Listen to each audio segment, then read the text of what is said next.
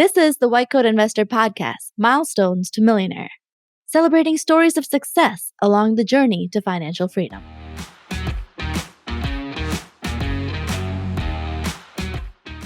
This is Milestones to Millionaire Podcast number 68, Surgeon Builds Wealth by Living Like a Resident. This podcast is brought to you by the Peak Housing REIT, an investment opportunity that enables you to passively invest in single-family rental units at scale. With a minimum investment of $25,000, the Peak Housing team can immediately put your money to work across 7 rapidly growing markets in the U.S.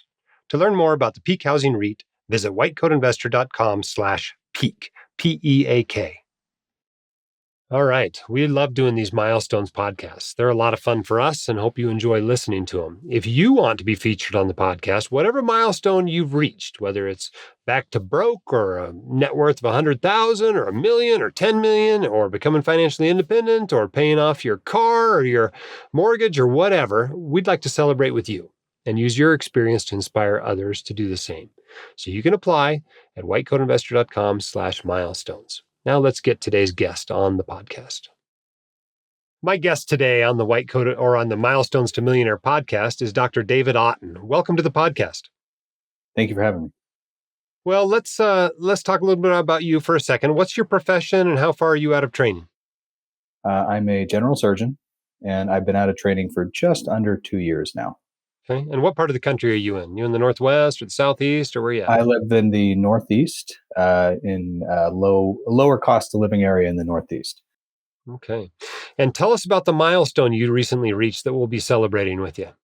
So I got back to broke, which was awesome.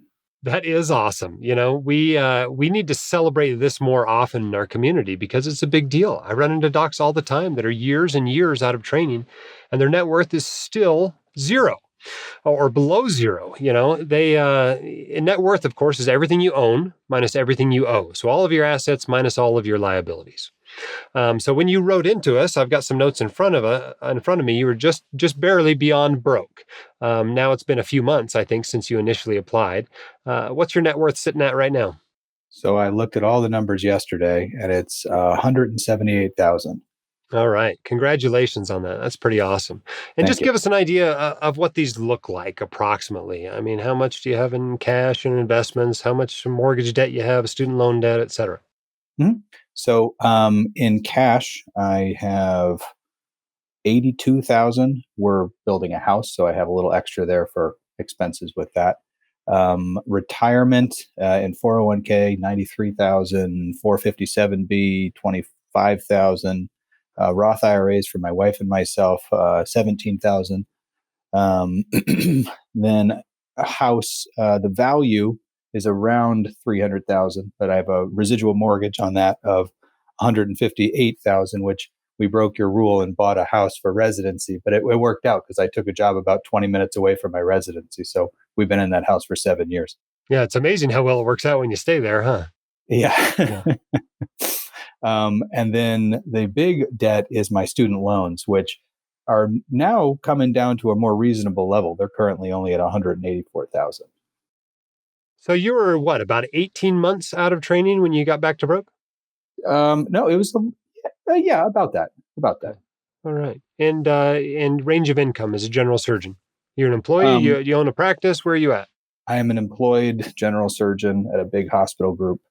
And so my first medical salary as a resident was $60,000 a year, which was pretty good.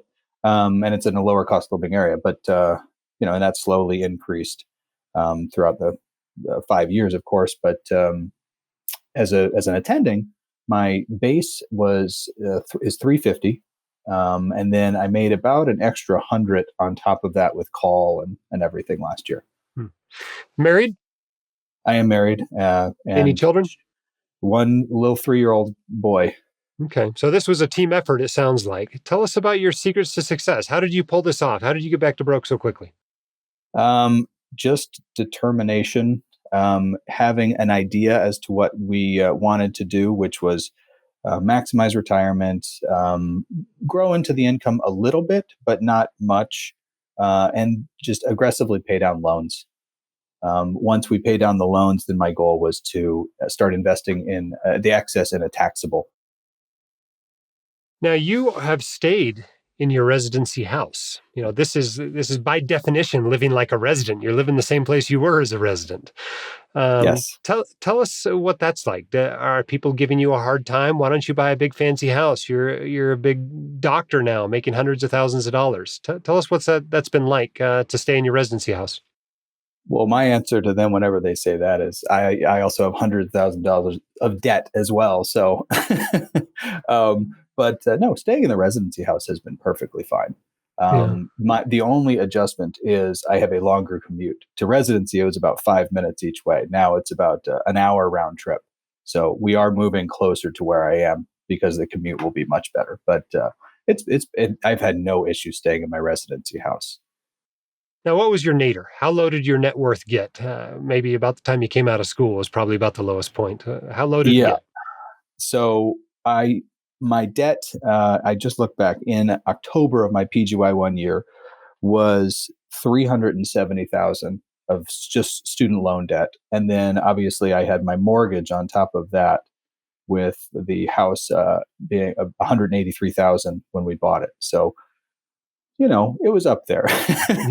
Yeah, for sure. So I'm guessing you paid for school all yourself using loans. You didn't get any help from your parents or some big That's correct. scholarship or anything? At least medical school was completely based on loans. Undergrad, my family did pay for, and I had scholarship to pay 100% of the tuition.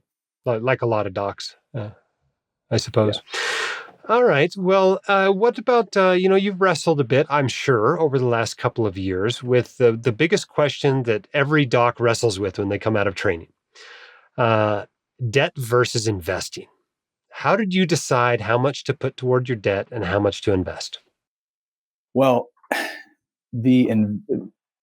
it was easy in one sense that I just maxed out the tax protected accounts and then I put everything else towards debt. Um, and that's a simple way of looking at it. Mathematically, it probably doesn't make sense, but the psychological aspect of it, which I know you've talked about a number of times on the podcast, is I don't think you can put a price on that.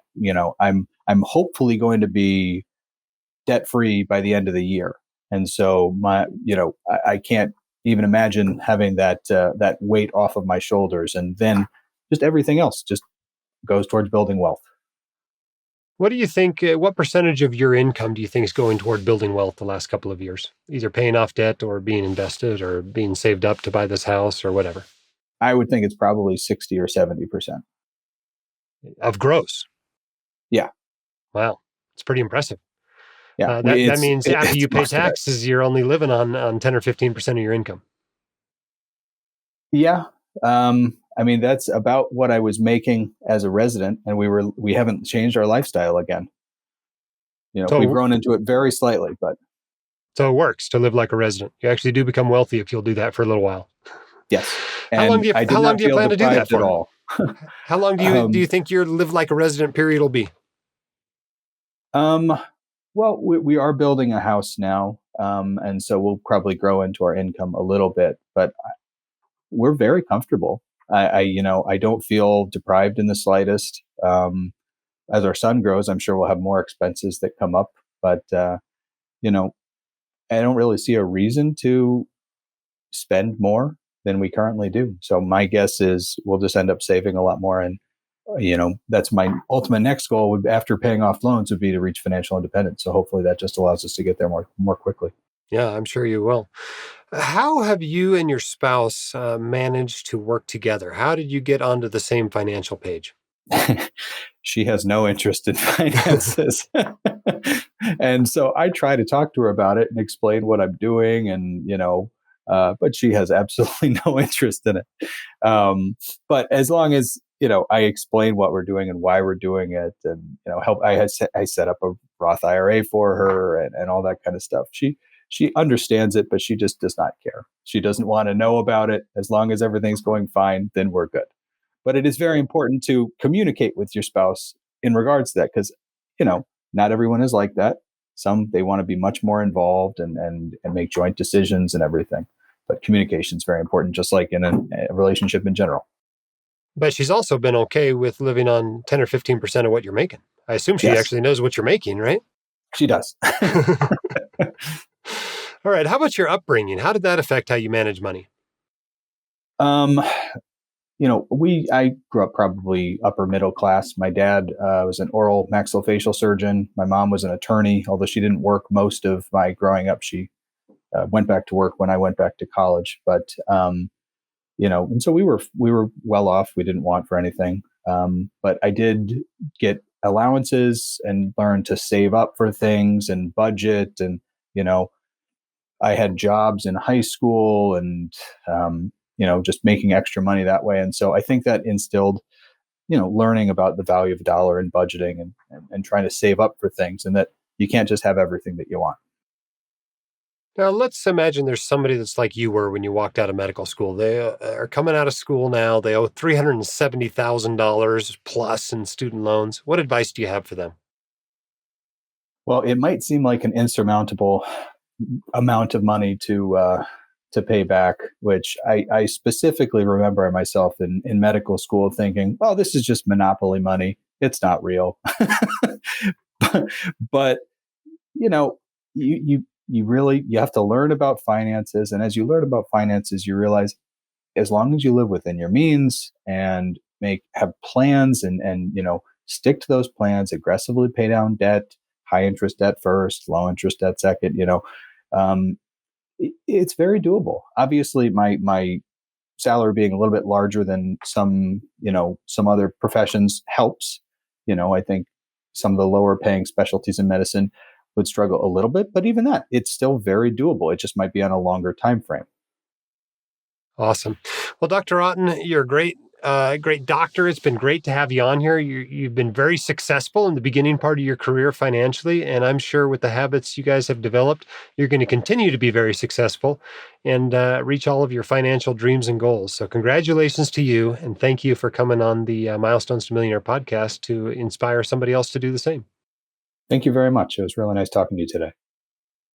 All right. I hope you enjoyed that interview. It's always fun to hear about people being successful in the beginning because when you are having that much success in your first couple of years and you go out 15 years, 20 years, you're doing whatever you want with your life. You're practicing exactly the way you want. You're going on every trip you want to go on. You're buying everything you possibly want. You're supporting all kinds of great causes, whether it's family or friends or charities or whatever. And it's just exciting because I seen where he will end up because of these decisions that he's made early in his career by paying attention to his finances. So it's really exciting. Yes, it's wealth in embryo at this point, but it's going to build so quickly that he's going to have so many awesome opportunities in his life because he put his financial ducks in a row early on in the process. So follow that example. Living like a resident actually does work. And you can be successful doing that. This podcast is brought to you by the Peak Housing REIT, an investment opportunity that enables you to passively invest in single-family rental units at scale. With a minimum investment of $25,000, the Peak Housing team can immediately put your money to work across 7 rapidly growing markets in the U.S. To learn more about the Peak Housing REIT, visit whitecoatinvestor.com/peak, P-E-A-K. Thanks for listening to the Milestones to Millionaire podcast. If you'd like to apply to be on it, you can do so at whitecoatinvestor.com/milestones, and we'd love to have you on. Till then, keep your head up, shoulders back. You've got this, and we can help. The hosts of the White Coat Investor podcast are not licensed accountants, attorneys, or financial advisors. This podcast is free entertainment and information only. It should not be considered professional or personalized financial advice. You should consult the appropriate professional for specific advice relating to your situation.